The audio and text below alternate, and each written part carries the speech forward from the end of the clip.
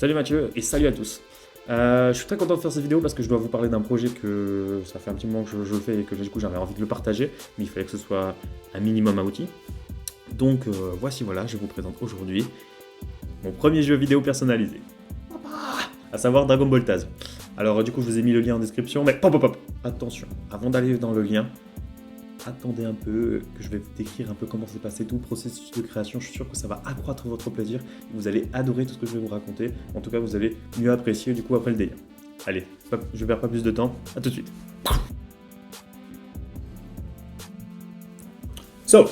Alors, l'histoire commence le 28 septembre 2021. Je m'ennuie, enfin, j'ai pas forcément beaucoup de choses à faire. Et disons que je voulais anticiper un peu plus le cadeau de Clément, qui est né le 24 novembre. Et du coup, c'était aussi 30 ans, du coup, je voulais marquer un peu le coup avec un jeu vidéo. Enfin, avec un cadeau vraiment personnalisé au départ. Et du coup, au début, ce que je voulais lui acheter, c'était un lapin de bois. Vous savez, il y a les hélices du cheval de bois, et moi j'en avais offert un, Silver. Et du coup, en fait, ce que je voulais faire, c'était en offrir un, mais du coup, cette fois-ci avec un lapin. Du coup, je cherche un peu sur internet, je me perds un peu, et au final, je trouve pas trop. Et puis, au final, j'arrive à tomber sur des vidéos d'un youtubeur, enfin bref, Log. Et avec lui, en fait, je vois qu'en fait, c'est possible de faire un jeu vidéo personnalisé. Alors, le principe est totalement différent de ce que je vais faire, mais bon. À la base, c'était un jeu platformer 2D. Et vous avez votre petit personnage, il a 3 niveaux, et au fur et à mesure, bon, il a des ennemis, et après, il a une récompense à la clé. Et en fait, sur la tête de votre personnage, vous pouvez mettre la tête de votre pote. Et vous pouvez, sur les méchants, vous pouvez mettre les photos de d'autres potes ou d'autres références. Et à la fin, vous pouvez faire un petit message personnalisé. Moi, du coup, je trouvais ça assez sympa. Ça coûtait en gros 50 € pour faire ça. Et en moins de 15 jours, tu pouvais l'avoir. Donc, ça aurait vraiment très bien pu faire la blague. Donc du coup, bon voilà, je me renseigne un peu et apparemment, franchement, ça vaut le coup. Par rapport à la personnalité de Clément et par rapport à la petite blague que je voulais lui faire, du coup je me dis, ce serait bien que je fasse un jeu à la quête des Taz. Du coup le jeu, en fait, ce que je voulais faire, c'était mettre une personnage de lui en mode Pokémon, un peu, voilà, je veux mon truc. Il bat des monstres, après du coup, les monstres, du coup, ça aurait été des potes habituels de soirée, genre Pierre, me demande la autre. Et du coup, ça aurait été la route 666. Et au final, à la fin, il rencontre un pseudo-dealer ou je ne sais quoi. Il arrive à le battre et du coup, au final, il récupère sa récompense. Et à la fin, du coup, la récompense, bien sûr, c'est le Taz. Et du coup, mission réussie. Et à la fin, on le voit avec une tête défoncée. Bref, je sais très bien qu'il aurait adoré qu'il aime ce genre de blague. Et du coup, ça aurait très bien pu faire l'affaire. Mais en termes de... Parce que je pouvais laisser... En termes de description, de dialogue, c'était assez limité. Par exemple, je pouvais mettre un petit texte à la fin en gros, de joyeux anniversaire, et Route 666, et franchement, c'est tout. Moi, je voulais... Franchement, comme j'avais un peu de temps, j'étais un peu plus gourmand créativement, et du coup, c'est pour ça que j'ai commencé à me renseigner sur d'autres manières de créer. Bref, j'avais du temps, et j'avais également une certaine motivation. En tout cas, j'avais plus de motivation que pour chercher vraiment du boulot, parce que bon, essuyer des refus voilà, franchement c'est chiant. Du coup, je me dis, bon vas-y, je vais tenter de créer mon jeu par moi-même. On verra ce que ça va donner, et au pire des cas, ce sera toujours des compétences, un apprentissage, on verra bien. Et bon, au pire des cas, je peux faire machine arrière, et je peux après retourner sur la première option qui est payante. Il suffit juste que je trouve des photos drôles, et voilà. Donc voilà, c'est parti pour l'aventure. Alors du coup, comme je connais rien, je commence à regarder tout plein de vidéos sur l'initiation à la création de jeux vidéo, d'ailleurs des vidéos plus ou moins pourries, et bon, voilà, disons que je passe quand même beaucoup de temps là-dessus. Mais c'est surtout la vidéo d'un youtubeur Atomium qui me dirige, on va dire, vraiment sur ce que je vais faire. Déjà, il me conseille de me renseigner sur tout ce qui est, on va dire, la théorie, on va dire comment faire un jeu vidéo, et même c'est quoi les différentes notions un peu de base. Et il y a notamment la chaîne de Docgero qui explique justement différentes notions avec plein d'illustrations de jeux que je vous recommande. Là, du coup, j'ai regardé toute la chaîne, et notamment comment il a monté ses jeux vidéo, comment il fait ses game jams ou autre. En tout cas, c'est ultra intéressant. Pour ce qui est de mes ambitions, là, je voulais faire un jeu surtout d'exploration, en fait. Je voulais faire un jeu qui peut-être pas comme j'aime les jeux comme Life is Strange ou What Remains of Edith Finch, ou même un jeu un peu à la Pokémon, ou un peu à la Zelda si possible. Mais voilà, alors, ce que je voulais, c'était vraiment un jeu un peu d'exploration, et c'était surtout l'histoire. Moi, ce que je voulais, c'était avec les dialogues qui se fassent marrer. Moi, par exemple, dans le 2D, dans le jeu avec Log, c'est pas forcément on va dire le level design qui m'intéressait. Donc bon, voilà. Du coup, voilà, je voulais reprendre, voilà, comme je vous ai dit, un jeu d'exploration avec les premiers éléments de la quête des Taz. Du coup, je me lance dans le bain des tutos et là, c'est long. Bon, c'est nécessaire, mais bon, faut passer par là. Déjà, premier axe de réflexion, quel moteur de création choisir? Alors au début, je voulais choisir Unity, parce que pour moi en tout cas, c'est le moteur le plus populaire, en tout cas pour créer des jeux vidéo. Et bon, on m'en avait parlé, et bon, c'est un moteur qui permet de faire de la 2D et de la 3D, et je me suis dit, bah, ce serait cool d'apprendre directement sur celui-ci, bon, voilà, ça peut être cool, bref, on va se lancer. Quelques tutos plus tard, je fais demi-tour. En fait, je veux pas coder. Franchement, c'est trop compliqué. Et puis, non, franchement, il faut que j'arrive à prendre du plaisir si c'est pour que je m'énerve et que. Enfin, voilà. Donc, du coup, je me dis, non, on va changer. On va passer plutôt sur Construct 3, où en fait, il n'y a pas besoin de code. Alors, il y a notamment Codex. C'est un YouTuber qui explique comment faire les premières étapes. Et franchement, là, je commence à débloquer et c'est vraiment ultra sympa. D'ailleurs, donc j'ai refait ces jeux vidéo avec Construct 3, donc je me suis dit, parfait, ça a l'air d'être ouvert à tous, en plus c'est gratuit, donc c'est parti. Alors du coup je commence à comprendre la segmentation la segmentation. Comment on construit un jeu vidéo? À savoir, qu'est-ce qu'il y a comme différents segments? Par exemple, je commence à comprendre l'utilisation des sprites, des tilesets, des objets, des animations. J'en ai oublié sûrement. Oui, voilà, tout ce qui est aussi bloc de collision. Et franchement, je commence à y voir beaucoup plus clair. Et là, je sens que j'avance. Du coup, là, je me chauffe, on va dire. Et le truc, c'est que dans la version gratuite, il n'y a que 50 événements possibles. Donc, du coup, je me dis, 50 événements, est-ce que ça peut me suffire, oui ou non? Du coup, je teste le jeu Waver Heroes de Deepsea. Et je reteste parce que je l'avais déjà essayé, bien sûr. C'est un jeu qui a été fait en game jam et qui est super cool, je vous conseille. Et du coup, ce jeu-là, du coup, quand je le refais, je me rends compte en fait qu'il y a beaucoup d'événements. Et même pour ce que je veux faire, même si c'est pas non plus le plus ambitieux, franchement, 50, je pense que ça va être limité. Et du coup, je veux pas. Voilà, je veux pas me lancer dans un projet où au final je suis bloqué parce que après il faut payer et que bon voilà, c'est le genre de bail que j'aurais pas voulu connaître. Du coup, je regarde c'est quoi le prix, c'est 16€ par mois. Du coup, je me dis bon, je suis pas sûr, on verra si. Du coup, j'essaie de faire demi-tour et je regarde s'il n'y a pas d'autres moteurs de jeu. Et en l'occurrence, il y en a un autre que je vais adopter, à savoir Game Maker Studio 2. Alors celui-là, c'est un moteur de création 2D aussi. Et là, en plus, ce qui est cool avec ce moteur de création, c'est qu'il y a la possibilité de faire du drag and drop, c'est-à-dire juste, pas de code, et ou sinon, ils ont leur propre langage. Du coup, je me dis, franchement, solution parfaite, c'est gratuit, et vous pouvez tout faire dès le début, autant d'événements que vous pouvez, juste au moment où vous voulez l'exporter, faut payer. En gros, c'est exactement ce que je voulais, c'est-à-dire que je paye que si je suis content, on va dire, de mon produit. En plus, quand on veut exporter le jeu à la toute fin, ça coûte 8€, 8€ le mois, donc franchement, c'est quand même accessible. Et en plus, il y a plein de tutos. Par exemple, il y a créerunjeu.fr, un français qui explique comment on le fait. Et en plus, ça va, franchement, c'est assez compréhensible, assez facile. Donc du coup, je me décide de faire demi-tour, de regarder encore d'autres tutos, cette fois-ci pour Game Maker Studio. Et comme en fait j'ai appris plein de principes juste avant, franchement là c'est beaucoup plus limpide, beaucoup plus simple, et franchement l'apprentissage est plutôt cool. Alors, une fois que j'ai installé Game Maker Studio 2, du coup j'ai envie de me lancer directement maintenant à la partie pratique. Voilà, j'ai pris beaucoup de théorie, j'ai beaucoup digéré, maintenant allez c'est parti, j'ai envie de me lancer. Et du coup la première étape a été une source de frustration terrible pour moi, parce que en fait il fallait chercher les sprites, à savoir les images. Mais bon, c'est un peu logique, un peu comme si vous voulez faire une vidéo. Si vous voulez faire une bonne vidéo, il faut avoir les images, il faut tourner soi-même ou autre. Et pour le jeu, il fallait trouver les personnages et autres. Et au final, si vous cherchez sur internet, franchement, je trouve pas ça si facile que ça. Après, peut-être que je suis pourri, mais bon. J'ai été pourtant sur des sites comme Open Game Art, Itch.io, ou sinon, différents banques d'assets.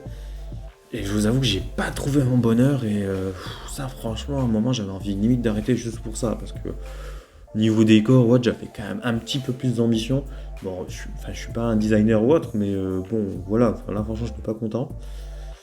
Et au final, en cherchant, en passant des heures, bah, j'ai trouvé des choses qui m'approuvaient, sont un peu potables, mais bon, franchement vous allez voir le rendu, en tout cas pour ça, moi je suis pas très... Voilà. À un moment j'étais tellement désespéré que j'ai essayé de faire mes sprites moi-même, c'est-à-dire que je voulais faire sur le site Pixel, pardon. J'ai essayé de faire moi-même les animations. Bon, pour faire court, c'était une catastrophe, mais bon. Du coup, là, je me lance dans l'élaboration du jeu, c'est-à-dire que là, je fais le die-set, les différentes couches, c'est-à-dire les décors, les différents personnages, parce que je les positionne, je crée différentes pièces. Franchement, ça commence à prendre forme. Je suis content, ça. C'est un peu de la gueule quand même. Je suis tellement fier de voir la lumière au bout du tunnel que je me chauffe et maintenant les tutos, maintenant bah, je sais même, plutôt que de faire juste du drag and drop, je sais même d'apprendre le code HTML. Parce que les petits codes de base, bon voilà, je me dis, j'arrive à me faire bouger, voilà, j'apprends un peu les différentes fonctions. Et franchement, c'était vraiment kiffant cette étape-là. Je me dis, putain, j'apprends des choses, putain, je peux apprendre, vraiment, je vais plus m'arrêter, maintenant je vais tout apprendre, je vais tout refaire le jeu, bref. Voilà, du coup, c'était vraiment cool. Cependant, je fais face à plusieurs murs et je sais pas comment y remédier. Déjà, là, mon histoire, elle a un peu changé. Je voulais mettre en place la quête des 7 Dragon Ball. Et pour ajouter du piment, on va dire. Et le truc, c'est que le système de score, je n'y arrive pas, je commence à bugger. Et même, en fait, j'ai pas de système de sauvegarde, on va dire, suffisamment... en fait, j'en ai pas, tout simplement. Donc, du coup, je convoquais une pièce, la Dragon Ball revient. Et au final, même, je trouve que le jeu, il manque de vie. Et là, je commence à tomber dans un mutisme créatif. Là, je suis vraiment déçu à ce moment-là parce que je me dis, putain, j'ai fait tout ça, franchement. Et c'est con, mais le jeu, je peux pas le sortir comme ça, quoi. Du coup, voilà, après voilà, j'ai encore failli abandonner. Je me dis, bon, c'est dommage, t'as bien avancé. Mais heureusement, après encore d'autres recherches sur YouTube, je trouve mon sauveur, à savoir Sean Spalding. Alors, Sean Spalding, en fait, c'est un YouTuber qui s'est spécialisé sur la création de jeux vidéo sur Game Maker Studio. Et en plus, là, il avait ressorti une chaîne de tutoriels sur les jeux en top-down, enfin, c'est-à-dire un peu comme je faisais. Donc, c'était exactement ce que je voulais faire. Le truc un peu pénible, c'est que c'était une chaîne longue, c'est-à-dire de tutoriels, c'était 50 vidéos entre 30 et 40 minutes. Enfin, bref, voilà, donc c'est quand même assez consistant. Et en plus, bon là c'est en anglais comme je vous ai dit, et puis bon voilà quoi, faut se lancer quoi. Là par contre, le jeu sera beaucoup plus abouti, on pourra apprendre beaucoup de choses, mais bon, faut se lancer. Bon et aussi en creusant un peu plus, j'ai trouvé d'autres tutoriels qu'avait fait le jeu, on va dire sur la plateforme, à savoir Little Town et Fire Jump. Donc bon, allez, je me suis dit, histoire de faire un jeu quand même qui soit plus consistant. Bon, maintenant qu'on a commencé, on essaie d'aller jusqu'au bout, de faire un projet quand même sympa, et on a envie d'être fier. Donc c'est parti pour encore plein d'heures de formation. À ce moment-là, on est le 11 octobre et je me décide de recommencer le projet à zéro. Ouais, à zéro. Cette refonte du jeu, elle n'a pas été de tout repos, mais elle a été très enrichissante. Bon, déjà, comme je vous l'avais dit, les tutos sont en anglais, donc ça m'a un petit peu déstabilisé. Et puis, Sean, il n'utilisait pas forcément les mêmes fonctions et autres que les précédents tutos que j'ai vus. Mais bon, je me dis, vas-y, on va tester, on va voir ce que ça donne. Déjà, j'apprends plein de principes. En tout cas, je les comprends mieux. Par exemple, le lien parent-enfant, le système des entités. Il y avait quoi? Oui, voilà, le système des scripts. Je voulais apprendre aussi comment on fait des meilleures transitions de salle, c'est-à-dire par exemple quand on arrive d'un point, quand on quitte une pièce et qu'on revient, on arrive au point qui soit logique, on va dire. Je voulais comprendre un peu le système un peu des ombres, bon voilà. Ah oui, parce que je voulais aussi, il rajoute le screen check, ce que je trouve vraiment énorme. C'est-à-dire que dès qu'on touche un mur, l'écran est bougé. C'est assez cool. Du coup, voilà, après aussi, je voulais apporter un peu un système de quête. Et puis, oui, aussi, du coup, Sean Spanning, il nous permet d'avoir plusieurs armes. Vous verrez, du coup, vous avez à disposition, bon, l'épée, c'est l'arme principale, mais il y a aussi également, du coup, l'arc. Il y a également la possibilité de lancer des bombes. Et enfin, il y a le grappin, qui sera, bien sûr, très utile pour la mission finale. Et bien sûr, autre que toutes ces possibilités, on va dire, pour enrichir le jeu, quelque chose qui change la donne à la fin de ce tuto. Ça, je l'ai découvert un peu tard, un peu malheureusement. En fait, il nous laisse à disposition bon, déjà tous ces assets, c'est-à-dire que tous les sprites et tout, on peut les récupérer. Donc ça, du coup, j'en ai utilisé pas mal. Par exemple, le personnage principal, le chat. Et en plus, il nous laisse, pour 10 euros, ce que je trouve qui est très très abordable, il nous laisse tous ces codes sources.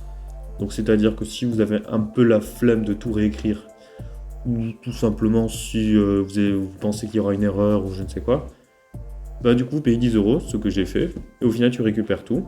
Après, bien sûr, si tu veux changer, il faut comprendre comment c'est fait. Du coup, moi, j'ai fait plein de modifications sur le truc, sur les sources, code source. Mais du coup, ça permet de gagner un temps fou. Et franchement, il y a direct tout plein de choses. Par exemple, le screen check. Bah, une fois qu'on sait le faire, voilà, genre les différents sauts, ouais. Bah franchement, le jeu, il prend tellement plus la fin. Voilà, il a tellement plus de gueule et c'est vraiment trop sympa à voir ça.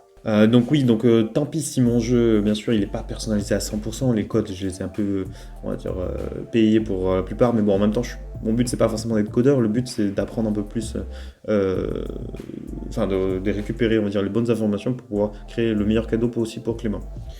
Par exemple, petit avantage que moi j'aime bien, maintenant, le personnage, plutôt que de se déplacer seulement en 90, c'est-à-dire en haut, à droite, à gauche et en bas, maintenant il peut se déplacer aussi à 45 degrés, c'est-à-dire qu'il peut aller en haut à droite, en bas à gauche. Enfin, voilà, c'est con, mais moi je trouve que ça ajoute une petite touche supplémentaire d'âme au jeu. Et voilà, moi du coup, c'est le genre de truc que je voulais. Voilà. Je trouve que c'est très très bien. Donc du coup, après toutes ces heures de formation, et avec du coup maintenant que j'ai les codes, on est le 23 octobre, il reste du coup environ un mois pour finaliser le projet, et sachant que du coup j'ai quand même bien avancé en termes de connaissances, et que là du coup j'ai quand même pas mal d'assets, et qu'en plus, là j'ai enfin, voilà, j'ai les codes sources, franchement je suis quand même plus serein. Je me lance dans l'élaboration encore une fois des salles et autres, et franchement ça prend encore forme, et là du coup, là, ça débloque, là franchement je vois la lumière. Mais bon, j'ai quand même quelques problèmes qui seront là jusqu'à la fin. Comme problématique, faire comprendre les enjeux. Alors, avec le titre, enfin là, en tout cas avec la page de titre, la page d'accueil, j'ai mis un petit texte pour faire comprendre un peu l'histoire, mais ça fait un peu bâclé, ça fait très amateur.